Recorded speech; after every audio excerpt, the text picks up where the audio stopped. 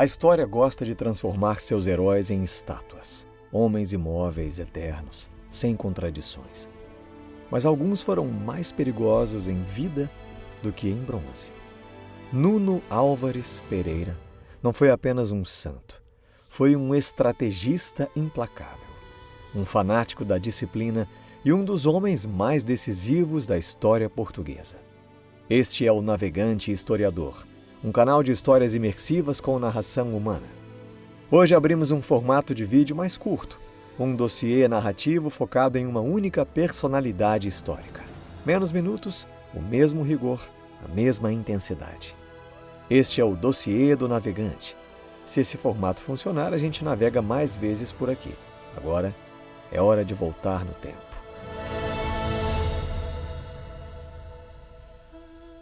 Quando pensamos em Nuno Álvares Pereira, vemos a estátua equestre, o santo condestável, o homem predestinado a salvar a nação com uma auréola sobre o elmo.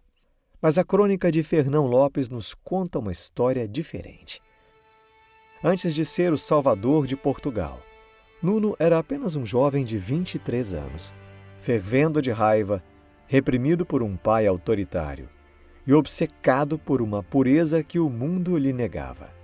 Para entender como ele venceu forças muito superiores em número, precisamos primeiro entender a guerra que ele travava dentro da própria cabeça. Nascido bastardo, mas legitimado, Nuno cresceu na sombra de Álvaro Gonçalves Pereira, o prior do Crato, um homem da igreja que, paradoxalmente, gerou dezenas de filhos e vivia mais como um senhor feudal do que como um monge. Desde cedo, Nuno rejeitou essa hipocrisia. Os relatos dizem que ele lia as histórias do rei Arthur e de Galas, o cavaleiro puro, o único digno do Graal, não como contos de fadas, mas como manuais de conduta. Ele queria justamente a pureza do Graal. Aos 13 anos declarou que queria manter-se casto e dedicar a vida a Deus. O pai riu e obrigou-o a se casar com uma viúva rica, Leonor de Alvim. Nuno obedeceu, mas a submissão custou-lhe a alma. Fernão Lopes descreve um jovem inquieto que canalizou toda a sua frustração sexual e religiosa para o único lugar onde a violência era virtude, o treino militar. Ele transformou o corpo numa ferramenta. Enquanto os outros nobres caçavam e bebiam, Nuno estudava a guerra com a obsessão de um fanático. E o que ele viu nos campos de batalha da época mudou tudo. Portugal, no final do século XIV, ainda insistia numa forma de guerra pensada para outra época. A nobreza acreditava que a guerra era um choque de cavalheiros montados, onde a coragem se media pela imprudência de uma carga frontal. Mas Nuno, observando os mercenários ingleses e veteranos da Guerra dos 100 Anos que circulavam pela corte, percebeu que o mundo tinha mudado. Ele viu que a era da cavalaria pesada estava morrendo na ponta das lanças da infantaria disciplinada. Ele entendeu, antes da maioria dos seus contemporâneos em Portugal, que um camponês a pé, bem posicionado e sem medo de morrer, valia mais do que um duque a cavalo. Quando a crise de 1383 estourou e o rei de Castela invadiu Portugal para reclamar o trono, a maioria dos nobres portugueses correu para beijar a mão do invasor. Eles fizeram o cálculo político. Castela era uma superpotência, Portugal era um reino falido e sem rei. Resistir era suicídio. Mas Nuno não fazia cálculos políticos. Ele operava por uma lógica divina. Para ele, a causa de Portugal não era uma disputa dinástica, era uma missão sagrada. As crônicas relatam o momento em que ele foi confrontado pelo irmão, que tentou convencê-lo a render-se a Castela. A resposta de Nuno foi visceral. Ele não argumentou com diplomacia. Ele puxou a espada e ameaçou cortar a cabeça de quem falasse em traição na sua frente. Naquele momento, Nuno deixou de ser um jovem nobre confuso para se tornar o condestável, o braço armado da revolução. Ele reuniu à sua volta não a alta nobreza, que o desprezava como um bastardo exaltado, mas a arraia miúda, escudeiros, besteiros e peões, homens que não tinham nada a perder. Nuno impôs a eles disciplina quase monástica. No seu exército, a presença feminina, comum nas hostes medievais, foi rigidamente controlada. Não havia jogos de dados, não havia saque desordenado, havia apenas oração e treino. Ele forjou uma força militar que lutava não por soldo, mas por fé no seu comandante. E ele precisaria de cada grama dessa fé, porque em abril de 1384, nos campos secos do Alentejo, Nuno Álvares Pereira marcharia com pouco mais de 1.000 homens a pé para enfrentar a elite da cavalaria castelhana. O que estava prestes a acontecer nos Atoleiros, uma planície seca do Alentejo, não seria apenas uma batalha, seria o teste final da sua nova forma de fazer a guerra.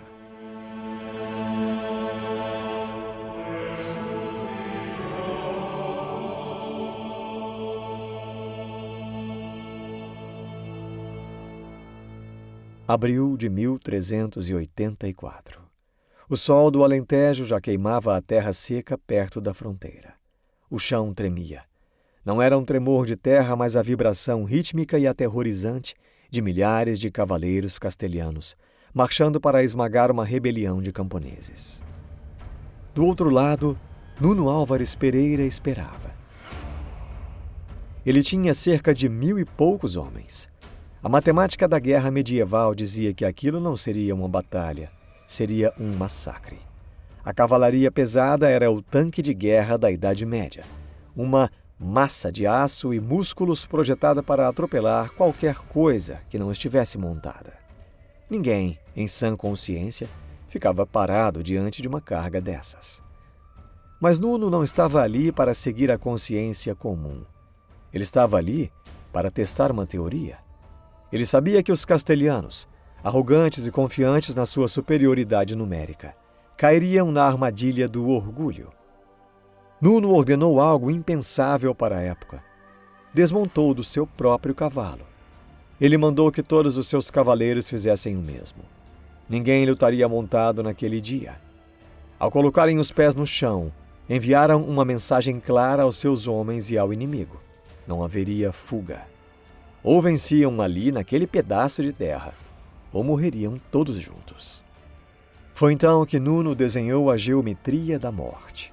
Ele organizou as suas tropas numa formação defensiva cerrada, inspirada em modelos que os ingleses já usavam, mas que em Portugal era vista como suicídio. Os homens formaram um bloco compacto, ombro a ombro, escudo contra escudo. A primeira linha cravou o joelho na terra, segurando as lanças num ângulo agudo para fora, criando uma sebe de pontas de ferro intransponível. Atrás deles, besteiros preparavam os virotes, prontos para disparar por cima das cabeças dos companheiros. Nuno caminhava entre as fileiras, calmo, ajustando a postura de um soldado, corrigindo a posição de uma lança. Ele não gritava discursos inflamados sobre glória. Ele dava ordens técnicas sobre sobrevivência. Ele transformou um bando de homens assustados num ouriço de aço. Do outro lado, os comandantes castelhanos olharam para aquele bloco estático e riram.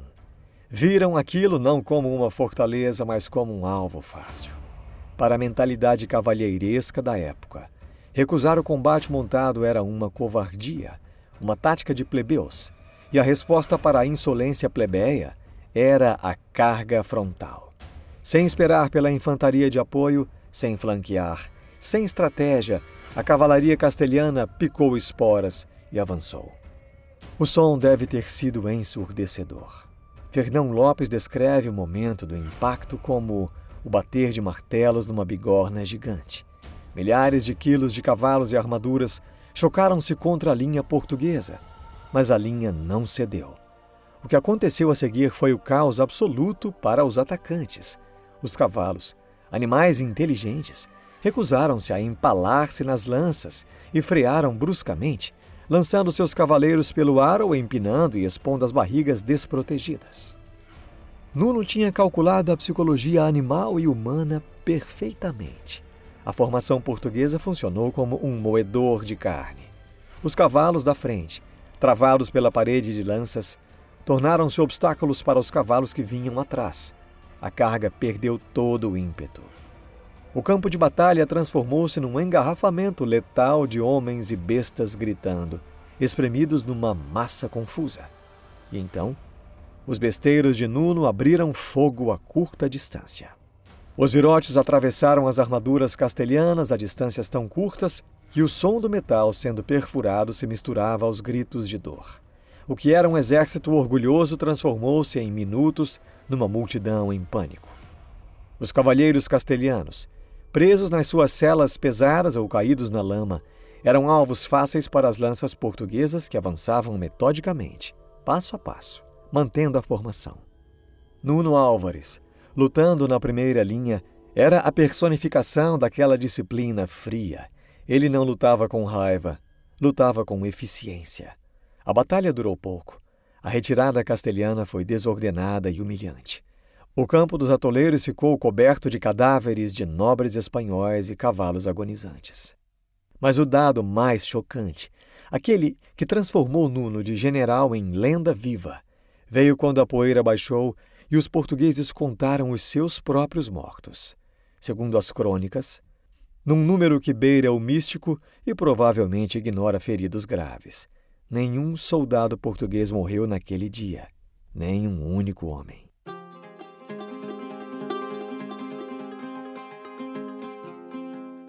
A vitória nos atoleiros não foi apenas militar, foi psicológica. Nuno provou que o invencível exército de Castela sangrava. Mais do que isso, provou que a disciplina vencia a força bruta. Aquela formação defensiva cerrada, desenhada na terra do Alentejo, tornou-se o modelo para a sobrevivência de Portugal. Ali, no meio do sangue e da poeira, nasceu a confiança fanática que levaria aqueles mesmos homens, um ano depois, a enfrentar o inferno na Batalha de Aljubarrota. Nuno Álvares Pereira tinha acabado de lançar as bases do exército português moderno, e ele estava apenas começando.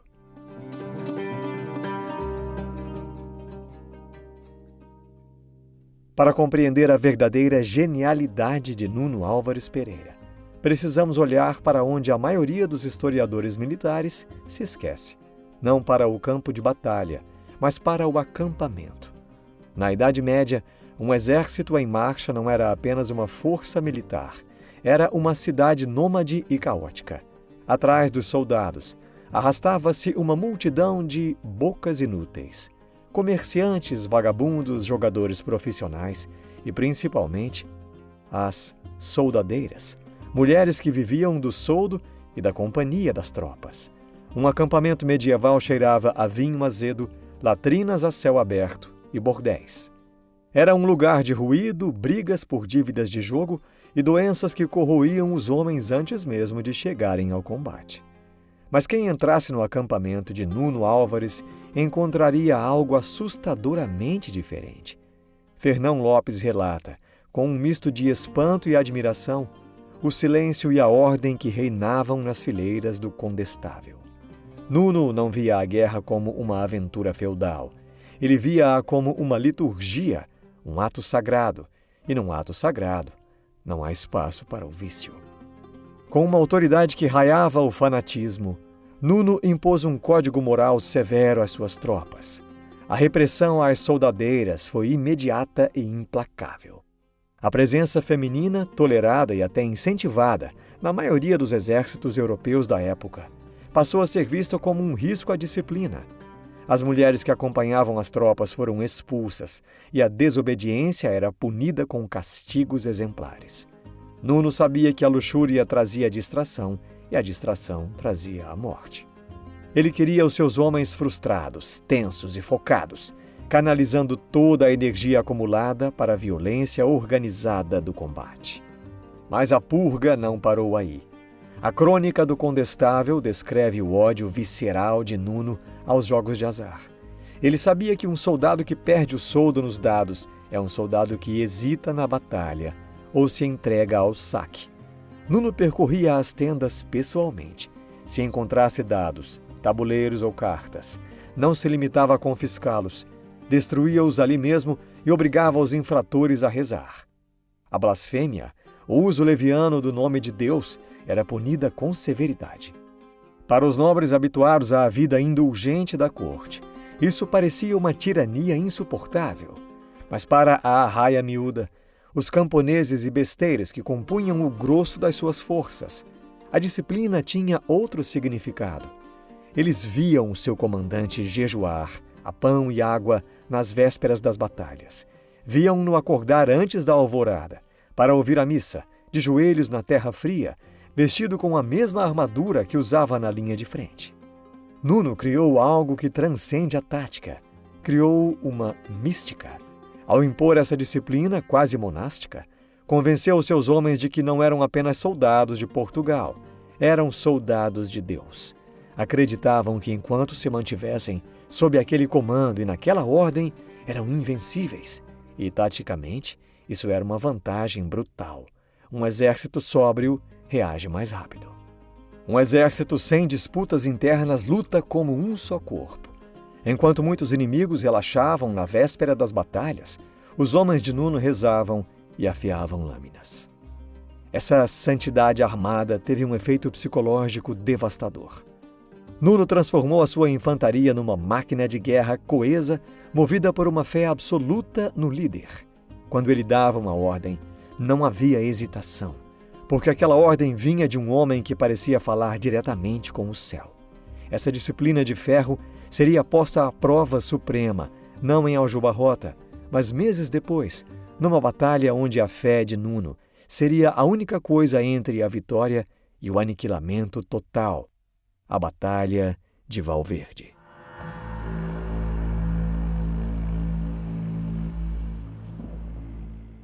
Outubro de 1385. A poeira de Aljubarrota mal começara a assentar, quando Nuno Álvares Pereira tomou uma decisão que contrariava toda a prudência militar da época. Em vez de se entrincheirar e proteger as fronteiras de um reino exausto, ele fez o impensável. Atravessou a fronteira e levou a guerra para dentro de Castela. Não era apenas estratégia, era um gesto psicológico. Nuno precisava provar que a vitória portuguesa não fora um acaso irrepetível, mas o sinal de uma nova ordem militar. O alvo era a região de Valverde, perto de Mérida. Para alcançá-la, o exército português teria de cruzar o rio Guadiana, um obstáculo natural perigoso, sobretudo diante de um inimigo numericamente superior. Foi ali que a campanha esteve à beira de terminar num desastre absoluto. Parte das tropas já havia alcançado a margem castelhana. A outra metade ainda atravessava o rio, lutando contra a corrente, com a água pelo peito e as armas pesando como chumbo. Um exército dividido, vulnerável, incapaz de formar linhas, o pior cenário possível. Os castelhanos perceberam a oportunidade de imediato. Liderados pelo mestre da Ordem de Santiago, lançaram um ataque feroz contra a vanguarda portuguesa, ainda desorganizada. O choque foi brutal. Homens tombavam antes mesmo de empunhar as lanças. Da margem oposta, os soldados presos no rio viam os companheiros morrer sem poder ajudá-los. O pânico começou a espalhar-se como fogo em campo seco. Foi então que alguém correu para chamar Nuno.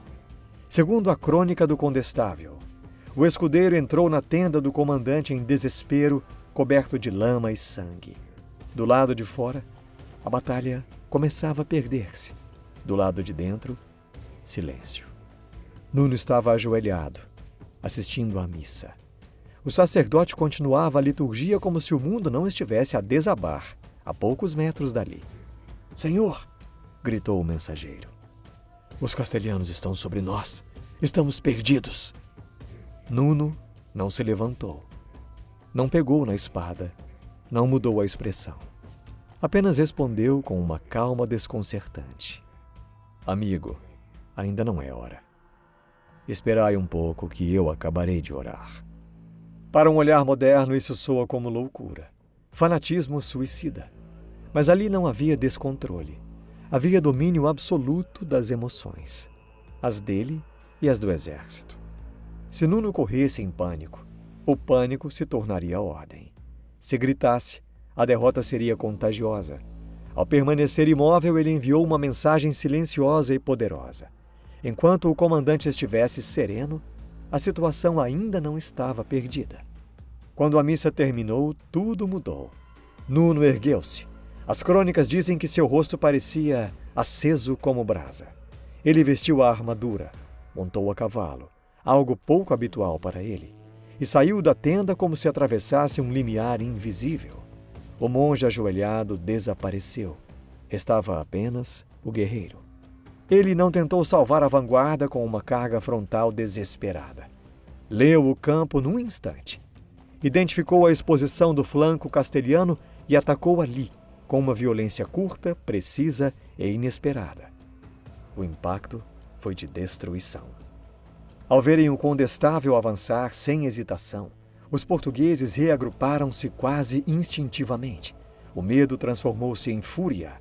A linha castelhana, confiante demais na vitória fácil, não resistiu ao contra-ataque. O mestre de Santiago bateu em retirada. O ataque colapsou. Valverde foi vencida não pela superioridade numérica, mas pela autoridade emocional de um único homem. Nuno Álvares Pereira demonstrou que a sua fé não era contemplativa nem passiva, era operacional. Ele usava a religião como outros usavam estandartes e tambores, para impor ordem ao caos, dominar o medo e transformar homens comuns em força organizada. Naquele dia, em Valverde, ficou claro que o maior campo de batalha de Nuno não era o vale, nem o rio, nem o flanco inimigo, era a mente de seus homens e a dele próprio.